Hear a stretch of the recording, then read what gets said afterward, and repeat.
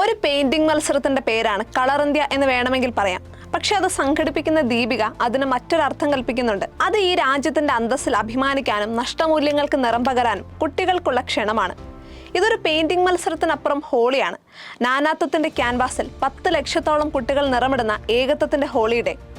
കുട്ടികളെ നിലത്ത് വിരിച്ചൊരു ചിത്രത്തിലേക്ക് മിഴിയൂന്നി നിങ്ങളുടെ ഇടതും വലതും ഇരിക്കുന്ന കൂട്ടുകാർക്ക് ആവശ്യമെങ്കിൽ ഇത്തിരി ഇടം കൊടുക്കുമ്പോൾ, നിറങ്ങളിൽ നിന്ന് പങ്കുവെക്കുമ്പോൾ, ഒരു പുഞ്ചിരി സമ്മാനിക്കുമ്പോൾ നിങ്ങൾ സഹജീവിയുടെ ഹൃദയത്തിലും സാഹോദര്യത്തിന്റെ നിറം പകരുകയാണ്.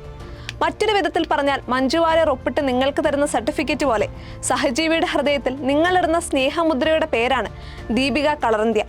സ്വാതന്ത്ര്യദിനത്തോടനുബന്ധിച്ച് കേരളത്തിലും മറ്റ് സംസ്ഥാനങ്ങളിലുമായി 5000-ത്തിലധികം സ്കൂളുകളിലായിട്ടാണ് ദീപികയും ദീപിക ബാലസഖ്യവും ചേർന്ന് പെയിന്റിംഗ് മത്സരം നടത്തുന്നത്. കഴിഞ്ഞ 3 സീസണിലും സൗഹാർദ്ദത്തിന്റെ അതിമനോഹരമായൊരു കാഴ്ച കൂടിയായിരുന്നു ഇത്. 3 മുതൽ 17 വയസ്സ് വരെയുള്ളവർ തറയിലിരുന്നും ചാഞ്ഞും കമിഴ്ന്നുമൊക്കെ മത്സര ബുദ്ധിയോടെ ചിത്രങ്ങൾക്ക് നിറം കൊടുക്കുമ്പോൾ പലരും തങ്ങൾക്കുള്ളതെല്ലാം പങ്കുവയ്ക്കുന്ന കാഴ്ചയുണ്ട്. ചിലരാണെങ്കിൽ മറ്റുള്ളവർക്ക് പെയിന്റിങ്ങിന്റെ സാങ്കേതിക വിദ്യയും പറഞ്ഞു കൊടുക്കും. കൊച്ചു കുട്ടികളിലാണ് ഇത്തരം സാഹോദര്യം കൂടുതൽ. അവരുടെ മത്സരങ്ങൾ മുതിർന്നവരുടേതുപോലെ യുദ്ധമല്ല. വെറുപ്പിനും വിദ്വേഷത്തിനും വർഗീയതയ്ക്കും യുദ്ധത്തിനും ലഹരിക്കുമെതിരെയുള്ള ദീപികയുടെ പ്രതികരണങ്ങളിൽ ഒന്നാണ് കളർ ഇന്ത്യ. അതത്ര എളുപ്പമുള്ള കാര്യമല്ല.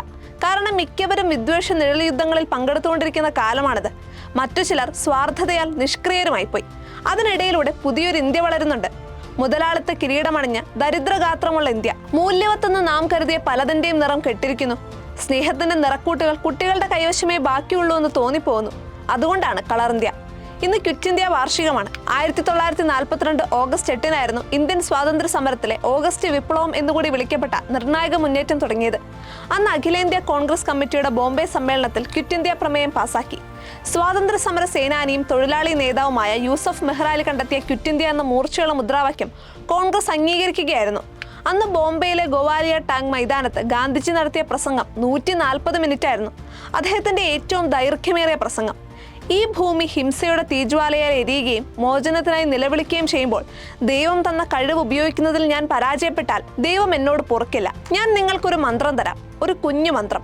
പ്രവർത്തിക്കുക അല്ലെങ്കിൽ മരിക്കുക. ഇത് സ്വാതന്ത്ര്യ സമരകാലത്തേക്ക് മാത്രം ഒതുക്കേണ്ട മുദ്രാവാക്യമല്ല. സ്വാതന്ത്ര്യവും ജനാധിപത്യവും മതേതരത്വവും നിലനിർത്താൻ എക്കാലവും നെഞ്ചിൽ ഒരുക്കി നിർത്തേണ്ടതാണ്. ശബ്ദമുയർത്തേണ്ടടുത്ത് നിശബ്ദരായാൽ ദൈവം പൊറുക്കില്ല. ഈ പെയിന്റിംഗ് മത്സരം ക്വിറ്റ് ഇന്ത്യ ദിനത്തിലാക്കിയത് യാദൃശികമല്ല. ഭിന്നിപ്പിച്ച് ഭരിക്കാനിറങ്ങിയ സാമ്രാജ്യത്വത്തോട് കടക്കുപുറത്ത് എന്ന് കൽപ്പിച്ച അധികായരുടെ ദിവസമാണെന്ന്.